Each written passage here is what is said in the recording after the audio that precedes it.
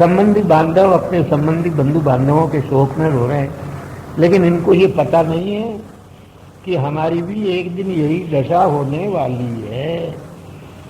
ये तो जहां से आया था वहां चला गया, इसका शोक करना कोई अच्छी बात नहीं है। तुम तो इतने बड़े बूढ़े हो गए, इतनी उम्र हो गई तुम्हारी, तुमने क्या अपने बाल धूप में पकाए हैं? तुमको इस बात का पता नहीं है? तुमसे तो हम अच्छे हैं, हमारी तो अभी जरा सी उम्र है, तो भी माता पिता ने हमारा परित्याग कर दिया, हम अकेले दुनिया में घूम रहे हैं, लेकिन फिर भी किसी प्रकार की चिंता नहीं है, क्योंकि हम इस बात को जानते हैं जिसने गर्भ में रक्षा की वो सब जगह हमारी रक्षा करेगा। अरे देवियों, अबलाओं, स्वयं भगवान अविनाशी हैं, अपनी इच्छा से संसार को पैदा करते हैं, रक्षा करते हैं, संहार कर लेते हैं, उसकी यह क्रीड़ा है। देखो, जंगल में पड़े हुए व्यक्ति भी, फौज में लड़ाई के लिए लड़ने जाने वाले सैनिक भी हजारों गोलियों के बीच में से बच के और चले आते हैं, और घर में चारों तरफ से सुरक्षित भी जज और जनरल मारे जाते हैं बेचारे, जिनको कोई दुनिया में बचा सकता नहीं है। भगवान जिनकी रक्षा करता है वह अनाथ होकर के भी जंगल में जीवित रखता है, और भगवान जिसकी रक्षा नहीं करता उसकी चाहे जितनी रक्षा करने की दीन सरकार हाके, लेकिन वो मरे बिना रह नहीं सकता। आत्मा शरीर के अंदर स्थित हो जाने पर भी प्रकृति के गुणों से बंधन को प्राप्त नहीं करता। यह शरीर पुरुष के अज्ञान से ही उत्पन्न होता है, जैसे पानी में बुलबुला पैदा हो जाता है। आकाश सब जगह व्याप्त है, सुगंध में भी है, दुर्गंध में भी है, लेकिन आकाश में सुगंध दुर्गंध नहीं आते, वायु में भले ही आ जाए। इसी प्रकार आत्मा गुणाश्रय होते हुए भी आसक्ति को प्राप्त नहीं करता है। तुम मूर्ख हो जो इस सुयज्ञ की चिंता कर रहे हो। अरे क्या ये सोया हुआ है? अब ये बोलेगा तुम्हारे कहने से? क्या ये सुन सकता है या कहीं तुमको फिर से दिखाई दे सकता है? आत्मा तो शरीर से भिन्न है, प्राण से भी भिन्न है, व्यापक है। पंचमहाभूत इंद्रिय मन से जब वह युक्त हो जाता है तो छोटे बड़े ऊंच नीच शरीरों को प्राप्त कर लेता है, फिर उन शरीरों का नाश भी हो जाता है। वह सूक्ष्म शरीर से युक्त होकर के कर्म बंधन को प्राप्त होता है, फिर उससे क्लेश होते हैं। स्वप्न में जिस प्रकार मनुष्य मनोरथ से ही सुख दुखों को प्राप्त करता है, लेकिन स्वप्न में प्राप्त होने वाले मनोरथ जैसे सच्चे नहीं है, ऐसे ही यह सारा संसार ही मिथ्या है। इस वास्ते ज्ञानी को चाहिए कि आत्मा नित्य है और शरीर मिथ्या है। ऐसा ज्ञान जिसको प्राप्त होता है उनको कभी शोक नहीं होता। तुम क्यों इसका शोक कर रहे हो? इसका एक इतिहास सुनो और सुना। इतिहास में इतिहास है, कथा में कथा। वन में कोई शिकारी था, हाँ, वह शिकार खेलने के लिए जंगल में जाता था, जाल बिछा देता था, उस जाल में दाने डाल देता था, और जो पक्षी उसमें फंसते उनको पकड़ लेता था, मार खा करके अपने कुटुंब का पालन करता था। एक दिन उसके जाल में दो कुलिंग नर मादा फंस गए। उनके बीच में कुलिंगी को उसने फंसा करके और जाल सूत्र में बांध लिया। उसको बंधी हुई को देख करके कुलिंग उसको छुड़ाने में असमर्थ हुआ। वह उड़ करके वृक्ष के ऊपर चला गया और रोने लगा। ये विधाता बड़ा निर्दय है, इस मेरी बिचारी दीन पत्नी को, पक्षिणी को ले जा करके क्या करेगा? मैं तो बिना अपनी पत्नी के जी नहीं सकता हूँ, मेरे जीवन का कोई प्रयोजन नहीं है। इसलिए तुम अगर इसको मारने के लिए ले जा रहे हो तो मुझे भी ले चलो। अभी मेरे बच्चों के पंख भी उगे नहीं हैं, अगर उनकी माँ नष्ट हो जाएगी तो मैं उन बालकों का कैसे भरण पोषण करूंगा? इस प्रकार विलाप करते हुए उस कुलिंग को भी एक बाण चला करके उस शिकारी ने मार दिया। तुम्हारी भी यही दशा है, तुम आज इसके मरे हुए का शोक कर रहे हो, लेकिन मृत्यु रूपी शिकारी अपनी मौत रूपी बाण चला करके तुमको भी मारने वाला है। तुम इसका शोक छोड़ो, अपना शोक करो। हाँ, शोक में ही पड़े रहोगे तो सैकड़ों वर्षों तक भी तुमको सुबुद्धि उत्पन्न नहीं होगी।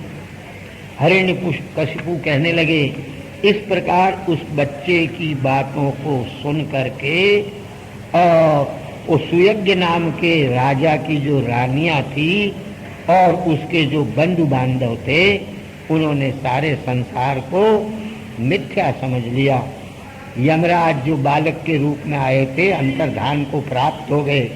फिर तो सुयज्ञ के जो बंधु बांधव थे उन्होंने उसकी अंत्येष्टि क्रिया की।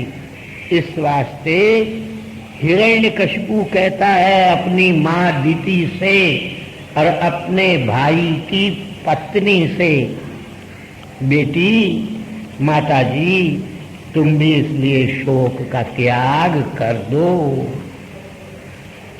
नारद जी महाराज धर्मराज युधिष्ठिर से कहते हैं और सुखदेव जी महाराज राजा परीक्षित से कहते हैं, और हम आपसे कहते हैं, आप लोग ध्यान देकर के सुने।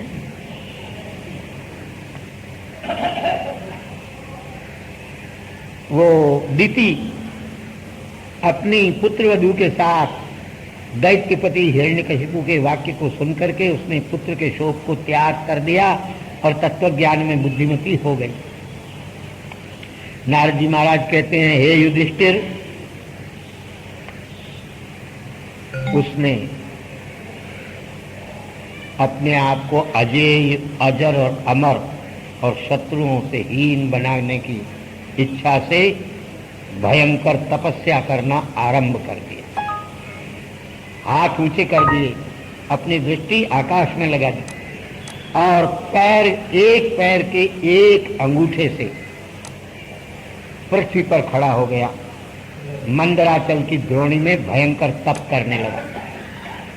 देवता लोग उस समय उन्होंने देखा, चलो हमारा शत्रु तो अब तपस्या में लगा है, अपने अपने स्थानों पर आ गए। हिरण्यकशिपु ने ऐसी तपस्या की कि उसके मस्तक में से धुआं निकलने लगा, उस धुआं सहित अग्नि निकला, उससे त्रिलोकी संतप्त हो गई, समुद्रों में क्षोभ उत्पन्न हो गया, संपूर्ण द्वीप और पृथ्वी में भूकंप हो गया, दिशाएं जलने लगी, ग्रह और तारा आकाश में से गिरने लगे।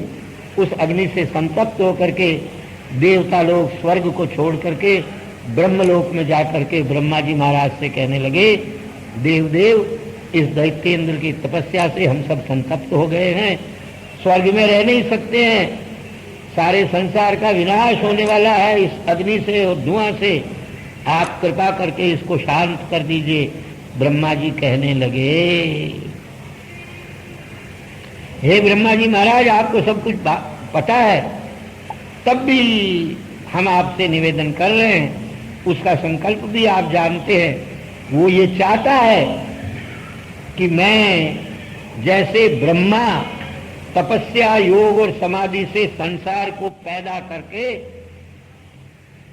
ब्रह्मलोक का अधिष्ठाता बना हुआ है, ऐसे मैं भी तपस्या और योग समाधि से सारे संसार को पैदा करूं और ब्रह्मलोक का अधिष्ठाता बन जाता हूं। और वो चाहता है ब्रह्मा की बनाई हुई सृष्टि को पलट करके बनाऊं, रात को दिन बनाऊं, दिन को रात बनाऊं, अग्नि को ठंडा बनाऊं, पानी को गर्म बनाऊं, अंधेरे को उजाला बनाऊं, उजाले को अंधेरा बनाऊं। संकल्प है इसका, अन्यथेदम विधास्यामि अयथा पूर्वम्। महाराज आप इसके संकल्प को जानते हैं, हम तो आपके चरणारविंदों के सेवक हैं, इस वास्ते उसके संकल्प को जानते हैं। अब आप जो करना चाहिए वो विचार कीजिए। आपका यह स्थान तो ब्राह्मण और गायों के लिए सुख देने वाला है, इस वास्ते इस दुष्ट को शांत करो। देवताओं क्या ब्रह्मा जी महाराज तुरंत भृगु आदि महर्षियों को लेकर के हिरण्यकशिपु के आश्रम में चले गए। वहां जाकर के देखा हिरण्यकशिपु का सारा शरीर बांबी की तरह हो गया, उसमें तृण पैदा हो गए, बांस पैदा हो गए, दिखाई नहीं दे रहा और कीड़ी मकोड़ियां उसको खा रही है। त्वचा नहीं रह गई, मांस नहीं रह गया, रुधिर भी नहीं रह गया। बड़ी मुश्किल से ब्रह्मा जी महाराज ने उसको पहचाना और आश्चर्य से युक्त होकर के, मंद मुस्कान युक्त होकर के कहने लगे, हे कश्यप के पुत्र, उठो उठो, तुम तपस्या से सिद्ध हो गए हो, मैं तुमको मनोवांछित वर देने आया हुआ हूं। तुम्हारा मक्खी मच्छर से खाया हुआ ये शरीर है, तो भी तुम्हारी हड्डियों में अभी प्राण है। सतयुग में हड्डियों में प्राण रहता है, कलयुग में अन्न में रहता है। मैंने तुम्हारा अद्भुत धैर्य देखा, आज तक ऐसी तपस्या किसी ऋषि मुनि ने भी नहीं की और भविष्य में भी कोई ऐसी तपस्या कर सकेगा नहीं। दिव्य 100 वर्ष तक बिना पानी के कौन प्राणों का धारण कर सकता है?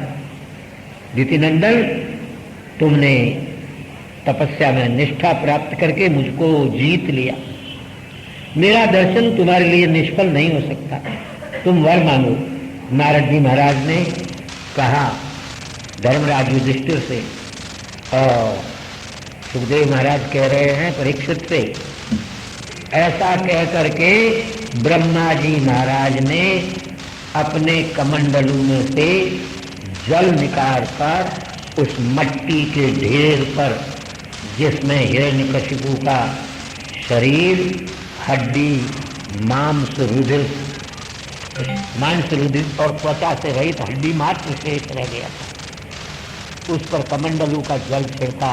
कमंडलू के जल के छिड़कने से उसी समय वह संपूर्ण अंगों और अवयवों से युक्त होकर के तपे हुए सोने के समान शरीर वाला होकर के उस बांबी में से उठ करके खड़ा हो गया। आकाश में स्थित ब्रह्मा जी महाराज को उसने प्रणाम किया और हर्ष से परिपूर्ण नेत्र होकर के हाथ जोड़ करके गदगद वाणी से ब्रह्मा जी महाराज की स्तुति करने लगे। आपने तमोगुण से व्याप्त इस जगत को प्रकट किया है महाराज, आप इसकी रक्षा करते हैं, आप इसका नाश करते हैं, आप तीनों गुणों के आश्रय है। मैं आपको नमस्कार करता हूँ। आप आदि बीज हैं, ज्ञान विज्ञान की मूर्ति हैं, आप चराचर जगत के नियंता है, आप ही तीनों वेदों के रूप में यज्ञों का विस्तार करने वाले हैं, आप ही काल रूप धारण करके लोगों की आयु को खत्म करते हैं। कार्य कारण आदि सब कुछ आपसे भिन्न है नहीं है महाराज। वेद उपवेद इत्यादि संपूर्ण शास्त्र आपके ही शरीर हैं, इसीलिए आपको हिरण्यगर्भ कहते हैं। आप कृपा करके अपने स्वरूप में ही स्थित रहते हुए स्थूल शरीर इंद्रियादि विषयों को भोगते, इंद्रियादि के द्वारा विषयों को भोगते हैं। इसी वास्ते आप ही साक्षात ब्रह्म हैं। हम आपको नमस्कार करते हैं, आप अनंत है। आपके सूक्ष्म रूप से सारा संसार व्याप्त है, ऐसे आपको भगवत स्वरूप को आप नमस्कार करते हैं। आप वर देने वालों में उत्तम हैं। ईप्सित वर को अगर आप मुझे देना चाहते हैं तो लो, मैं ये वर मांगता हूं। आपने जितने जीवों को पैदा किया है उनमें से मैं किसी से न मरूं। मैं अंदर नहीं मरूं, बाहर भी नहीं मरूं, दिन में नहीं मरूं, रात में भी नहीं मरूं।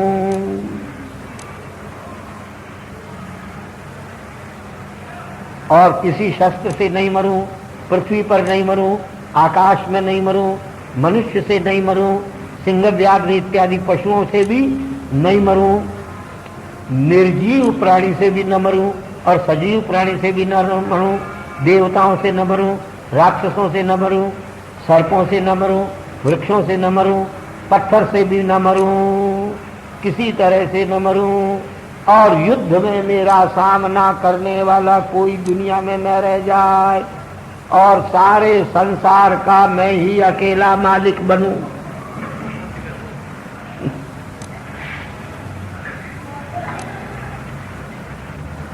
सारे इंद्र वरुण यम कुबेर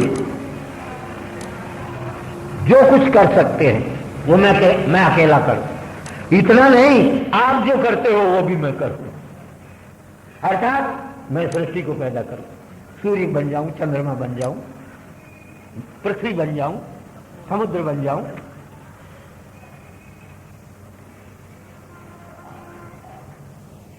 बस विष्णु भगवान के साथ अब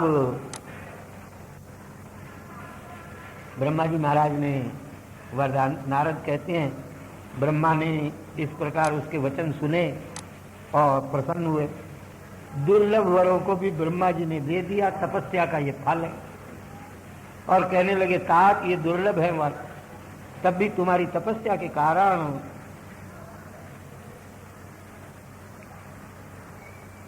मैं तुमको ये वर देता हूं। उससे पूजा प्राप्त करके ब्रह्मा जी महाराज अपने सत्यलोक को चल गए। इधर वरदान प्राप्त करके उसने स्वर्ण के समान अपना शरीर बना लिया। अपने भाई का वध उसको याद आ गया और भगवान से द्वेष करने लगा। देवता, असुर, मनुष्य और इंद्रादि गंधर्वादि को सबको अपने अपने स्थानों से हटा करके और अकेला सबका मालिक बन करके बन गया।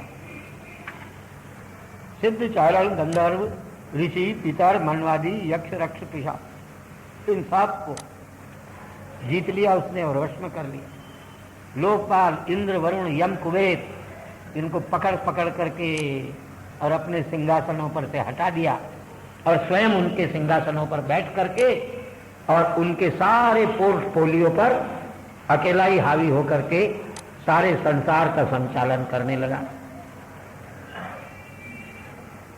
विश्वकर्मा के द्वारा बनाए गए उत्तम देवोद्यान से युक्त स्वर्ग के ऊपर भी मालिक बन करके बैठ गया, जहां प्रवाल मूंगों के बने हुए सीढ़ियां हैं, जहां मरकतमणि की पृथ्वियां हैं, वैदूर्य के स्तंभ हैं, मोतियों की मालाओं से चंद्रे जहां बनाए गए हैं, उत्तमोत्तम हीरा पन्ना माणक मोती से जहां सिंहासन बने हुए हैं, दुग्ध फेन सदृश धवल जहां शय्याएं हैं, स्वर्ण के जहां परिच्छद हैं, जहां देवियां अप्सराएं नूपुरों से नाचती है, महेंद्र के भवन में देवताओं से वंदित चरण होकर के और रमण करने लगा।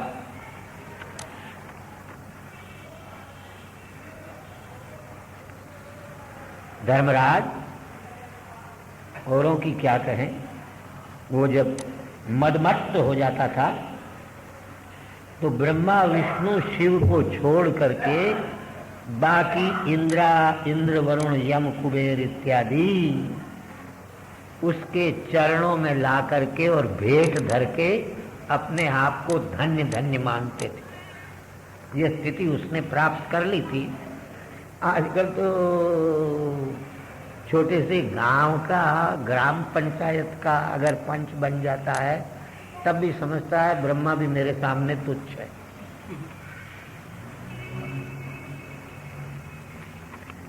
नारद जी महाराज कहते हैं क्या करें, दुर्दशा यहां तक हुई भी कि हमको भी अपनी कच्छपी वीणा लेकर के उसके सामने बजा करके उसको संतुष्ट करना पड़ता था। सारे गंधर्वों को अपने पीछे खड़े करके और मैं उसके सामने खड़ा खड़ा वीणा बजाया करता था भाई।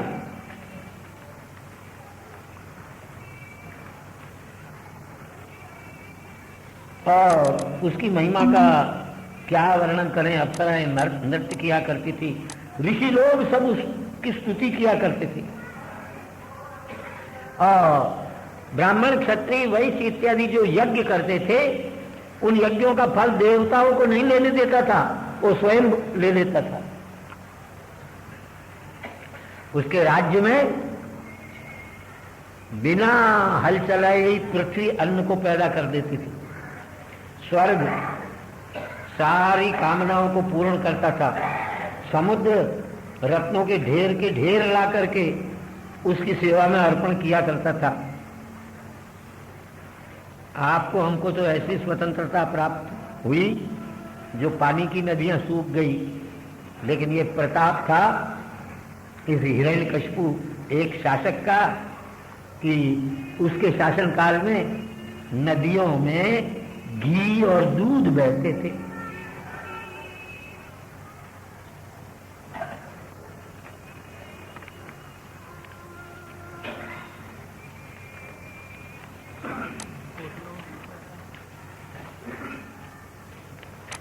आजकल होटलों में शराब बहती है, घी दूध नहीं।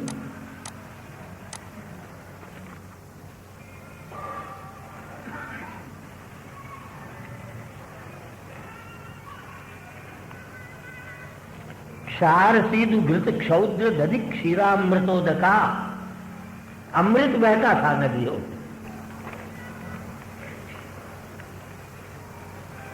पर्वतों को उसने अपने टेनिस कोर्ट बनाया था और वृक्षों से नाना प्रकार के पुष्प फल इत्यादि मिला करते थे। अकेला यमराज का काम करता था, वरुण का काम करता था, इंद्र का काम करता था, कुबेर का काम करता था। इस प्रकार त्रिलोकी के ऐश्वर्य को वो भोगने लगा, लेकिन तृप्ति नहीं हुई। ऐश्वर्य से मदमत्त होकर के और महान काल व्यतीत हो गया। उसके उग्र दंड से सारी प्रजा और लोकपाल भी उद्विग्न हो गए और भगवान की शरण में गए। ज्ञानी लोग जहां से कभी निवृत्ति नहीं प्राप्त करते, उस भगवान की दिशा को नमस्कार करते हुए समाहित बुद्धि से निद्रा का परित्याग करके केवल वायु मात्र का भोजन करके देवता लोग भगवान की स्तुति करने लगे।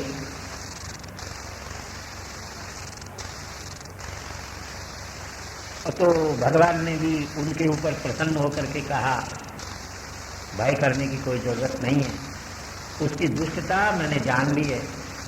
मैं थोड़े ही दिनों में संसार में शांति स्थापित कर दूंगा, कुछ दिन और प्रतीक्षा कर लो भाई।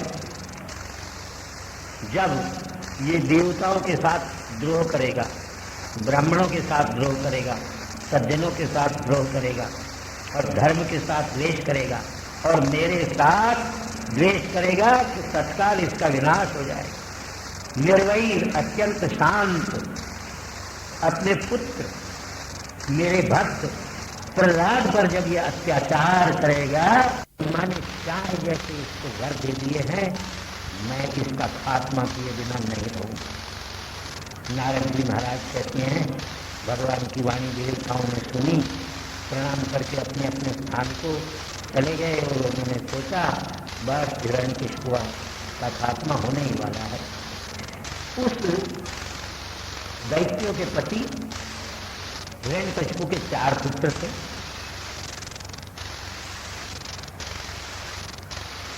उनमें प्रहलाद थे तो सबसे छोटे, लेकिन गुणों से सबसे बड़े। वो ब्राह्मणों के भक्त थे, प्रतिज्ञा जो कर लेते उसको निभाने वाले थे, सबके प्रिय थे, जितेंद्रिय थे, दीनों के वत्सल थे, अभिमान और अहंकार से रहित थे, कभी उनका चित्त उद्विग्न नहीं होता था और विषयों में कभी उनका मन जाता नहीं था।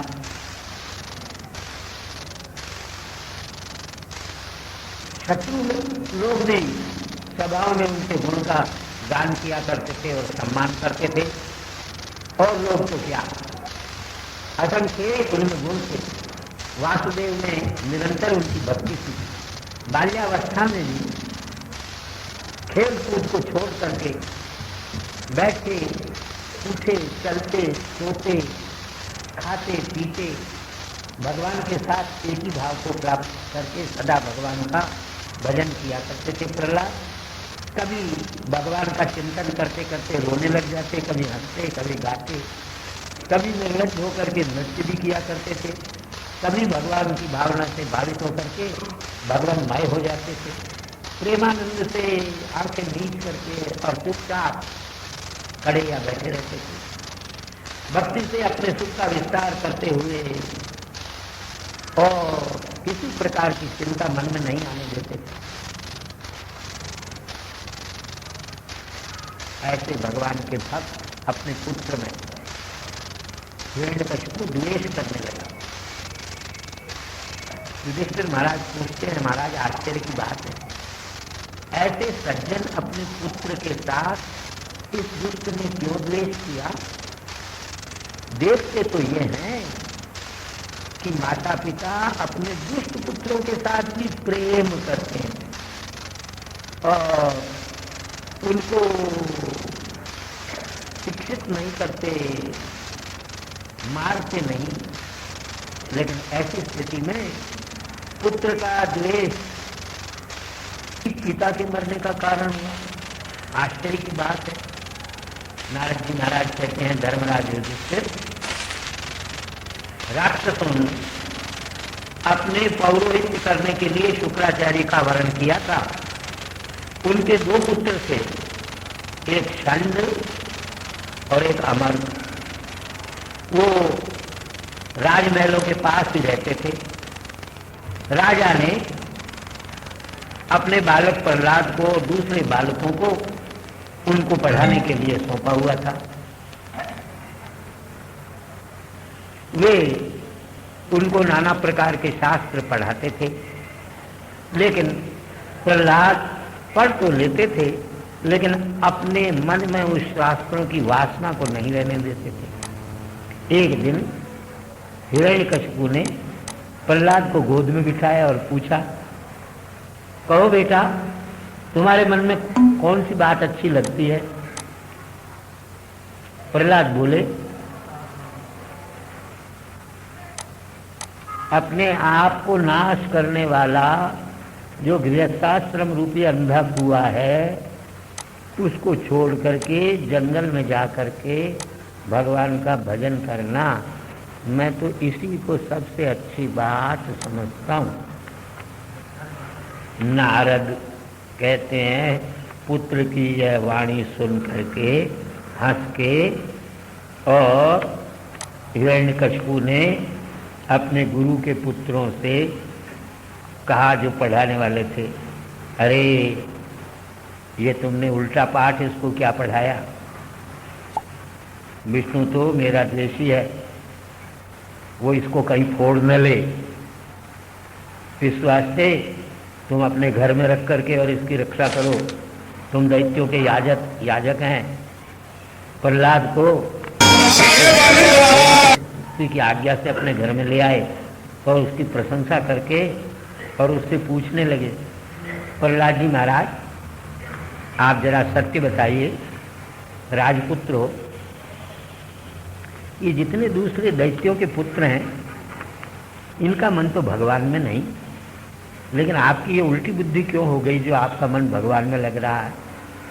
ये बुद्धि का भेद किसी दूसरे ने तुमको कराया है या अपने आप ही तुम में पैदा हो गया है? बतलाओ। प्रहलाद जी महाराज कहने लगे, गुरुदेव, अपना पराया ये तो अज्ञान की बात है और माया की बात है। अपना पराया मैं तो उसको भी सोचना भी जानता नहीं। मैं तो उस भगवान के चरणारविंदों में नमस्कार करता हूँ जो अपनी माया से अपना पराया ये भेद बुद्धि उत्पन्न करा देते हैं। हाँ, भगवान अनुकूल हो जाता है तो फिर अपना पराया बुद्धि नष्ट हो जाती है। वो भगवान के ज्ञान की इच्छा में तो ब्रह्मादिकों के मोह को प्राप्त हो जाते हैं और उनकी बुद्धि में भेद उत्पन्न हो जाता है। जैसे लोहा चुंबक के खींचने से खींचता है, ऐसे ही भगवान की इच्छा से चित्त में भेद उत्पन्न हो जाता है। नारद जी महाराज कहते हैं, प्रहलाद ऐसे कह के चुप हो गए। गुरु को बड़ा क्रोध आया और बड़ी भर्त्सना की और उससे कहने लगे, अरे ये तो राक्षस कुल कलंक है, हमारी कीर्ति को नष्ट कर देने वाला है, दुर्बुद्धि है, इसको दंड देना चाहिए। लाओ बैठ। ये दैत्य रूपी चंदन के वन में कांटे का पेड़ कहां से पैदा हो गया? अरे दैत्य कुल रूपी वन को जड़ मूल से काट देने के लिए ये तो कुल्हाड़ी पैदा हो गया, ये तो विष्णु का दंड है मानो। इस प्रकार उसको भयभीत करके और धर्म अर्थ और काम के प्रतिपादक शास्त्र उसको पढ़ाए। अब गुरु ने खूब अच्छी तरह से इसको राजनीति शास्त्र पढ़ा दिया है, पॉलिटिकल साइंस। इस वास्ते राजनीति में पैर रख देने वाला भगवान को भूल जाता है, बेईमान हो जाता है। ऐसा सोच करके ये भी भगवान को भूल गया होगा। पिताजी के पास भेजेंगे तो अब बड़े पिता प्रसन्न हो जाएंगे।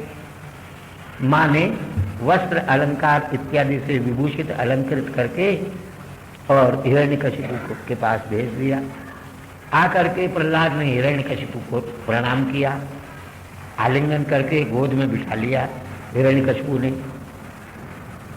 और पूछा, बेटा इतने दिन तक तुमने गुरुओं से जो कुछ पढ़ा वो कृपा करके जरा परीक्षा तो हमको दो, क्या पढ़ा? पूज्यपाद पिताजी, मैंने तो ये पढ़ा है कि भगवान की परम मंगलमयी कथा का अपने कानों से श्रवण करना चाहिए, भगवान के मंगलमय नाम का अपनी जिह्वा से कीर्तन करना चाहिए, अपने मन से भगवान का स्मरण करना चाहिए और अपने हाथों से भगवान के चरणारविंदों की सेवा करनी चाहिए, पूजन करना चाहिए, नमस्कार करना चाहिए, उनके दास बन जाना चाहिए, उनके सखा बन जाना चाहिए, उनको ही अपना शरीर अर्पण कर देना चाहिए। ये 9 प्रकार की भक्ति भगवान में करनी चाहिए। ये सबसे बड़ी पढ़ाई और सबसे श्रेष्ठ पढ़ाई है। पुत्र का वचन सुन करके हिरण्याक्ष की आंखें लाल लाल हो गई, होठ फड़फड़ाने लगे और उसने अपने गुरुपुत्र से कहा, अरे दुष्ट ब्राह्मणों, नीच ब्राह्मणों, मेरा अनादर तुमने किया और इसको ये क्या उल्टी विद्या पढ़ाया? मालूम पड़ता है संसार में ब्राह्मण भी कपटी होने लगे और दुर्जन होने लगे।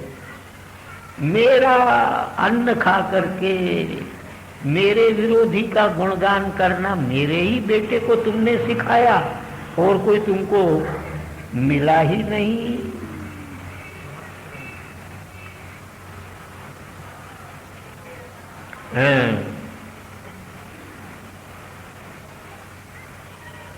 प्रहलाद कहने लगे, अच्छा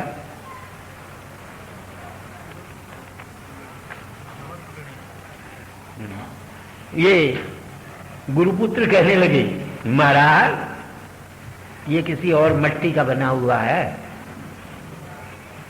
ये न हमारी पढ़ाई पढ़ता है न किसी दूसरों की पढ़ाई पढ़ता है। हम इधर उधर हो जाते हैं तो क्लास को और बिगाड़ देता है। ये तो अपने आप जो अपनी पढ़ाई पढ़ता है और किसी की पढ़ाई, दूसरे की पढ़ाई नहीं पढ़ता है। ये स्वाभाविक बुद्धि है, हम पर क्रोध करने से काम नहीं चलेगा। नारद जी महाराज कहते हैं, अपने गुरु की ऐसी वाणी सुनकर के पुत्र से पूछा उसने, बता अगर गुरु ने तुझको ये बात नहीं सिखाई तो किसने सिखाई?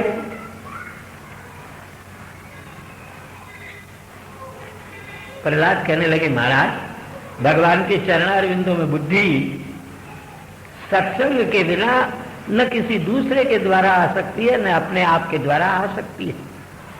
जो बाह्य पदार्थों को ही तत्व मानने वाले हैं, वे स्वार्थ की गति को नहीं जानते। जब तक सज्जनों के चरणारविंदों की सेवा नहीं करते, तब तक कृष्ण में मति उत्पन्न होना बड़ा कठिन है।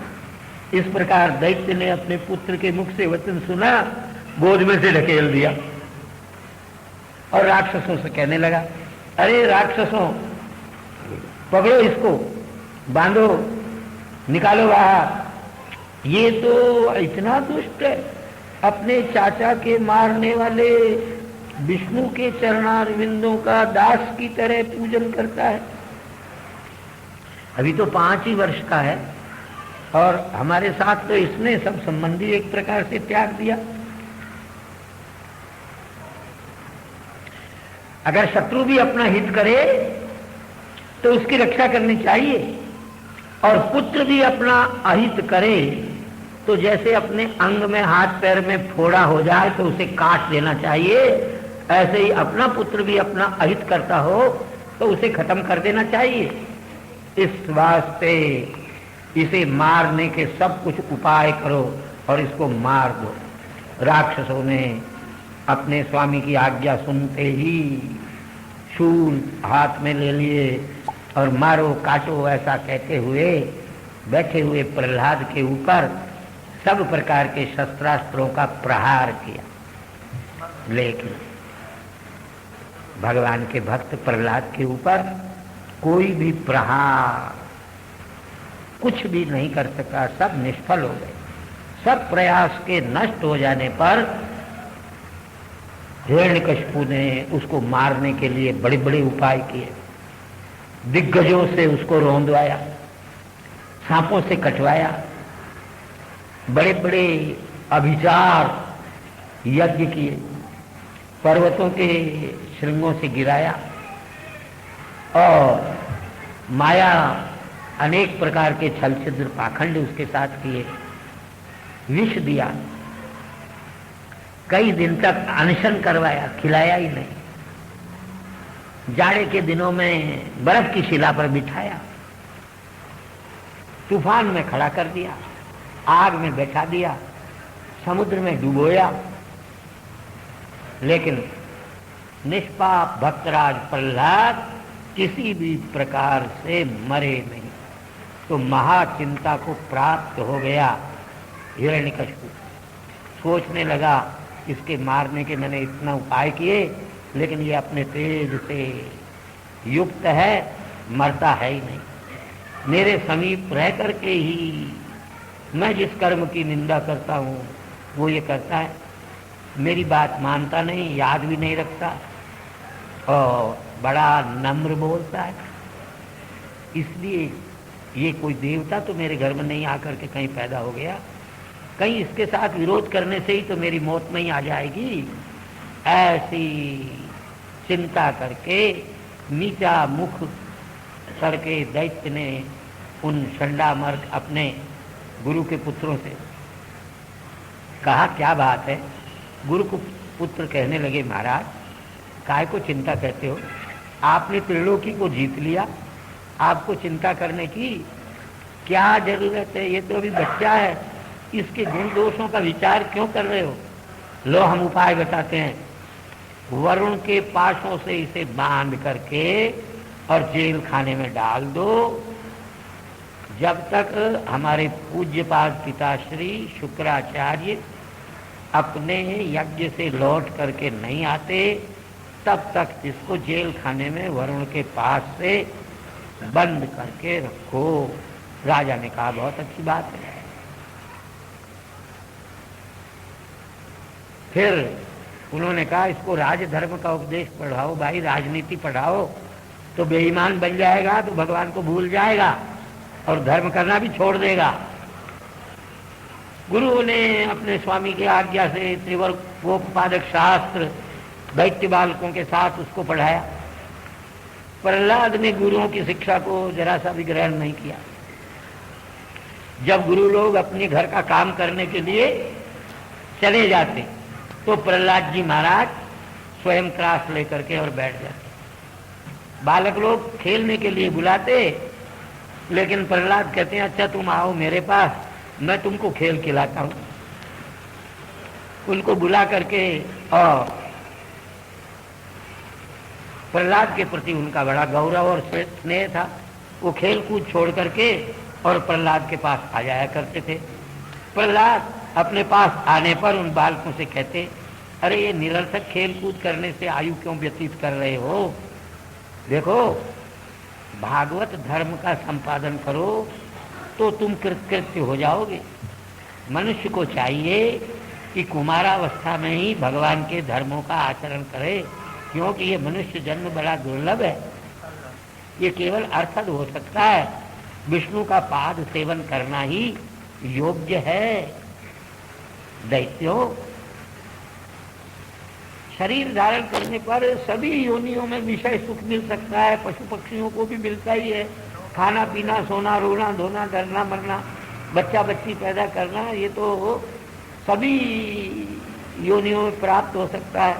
इस वास्ते इन बातों के लिए प्रयत्न नहीं करना चाहिए। इन बातों से तो आयु व्यर्थ ही व्यतीत हो जाती है। संसार में प्राप्त शरीर को प्राप्त करके जब तक शरीर नष्ट न हो जाए तभी तक अपने कल्याण का प्रयत्न करना चाहिए। देखो, मनुष्य की ज्यादा से ज्यादा 100 वर्ष की आयु होती है, उसमें से 50 वर्ष तो नींद खा जाती है। और मूर्ख मनुष्य बचपन में और कुमारावस्था में खेल में 20 वर्ष व्यतीत कर देता है। फिर आखिर की अवस्था में बुढ़ापा आ जाता है तो 20 वर्ष वो खा जाता है। बाकी 10 वर्ष जो जवानी के हैं वो घर में आसक्त रह करके और इधर उधर के खेल में लोग व्यतीत कर देते हैं। वणिक लोग, तस्कर लोग प्राण की हानि करके भी द्रव्य का संचय करते हैं, उसमें तृष्णा उनकी बढ़ जाती है, कौन छोड़े। युवावस्था में मनुष्य इतना पागल हो जाता है कि एकांत में अपनी प्रिया के संग से अथवा अपने बाल बच्चों के तोतली वाणी को सुन करके उसमें आसक्त हो जाता है।